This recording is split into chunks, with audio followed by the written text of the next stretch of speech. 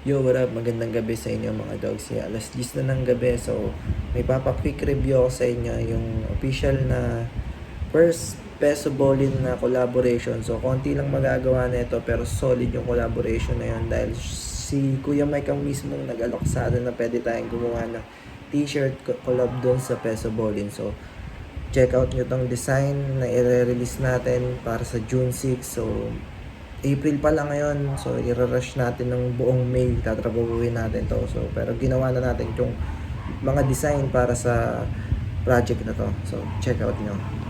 Documentary ng first collaboration ng Festival. Check out nyo. Yeah.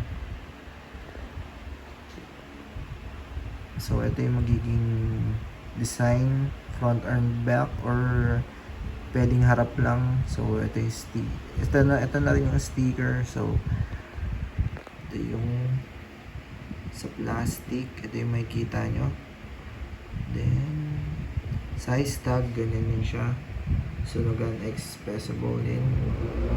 Siyempre yung original font natin para dito sa size. So etiketa, same pa rin siya sa dati, so pinalitan lang natin yung sa likod niya, pero ganito niya siyang mag-view. Yan, ganyan siya yung original. And the last one is ito yung pinaka solid para sa akin, itong hang tag, dahil may message siya na solid.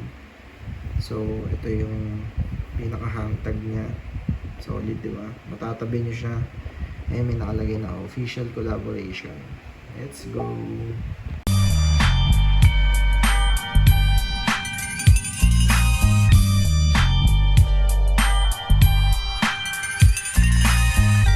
Samahan nyo ako ngayong araw na trip na to. Then may customer pa tayo ngayon para dun sa black t-shirt. So samahan nyo ako. Let's go. Asambin natin dito. Pinipicturean ko lang muna itong Peso Bowling na Japanese vibe logo. Let's go. Check nyo naman.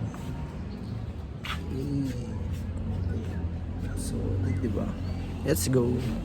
Yo, dali na natin to kay Kuya. Yeah, samahan niyo ako. Let's go. Let's go. Wala ka na talaga lahat yan. Ay, naman pa taming tagig. Sama ko to si Kevin. Punta namin si Mike Sip dahil hindi natuloy kahapon. Nantayin niya pa kahapon no? So, samahan niyo kami. Let's go. Kanan na tayo dyan, da? Oo, kanan na.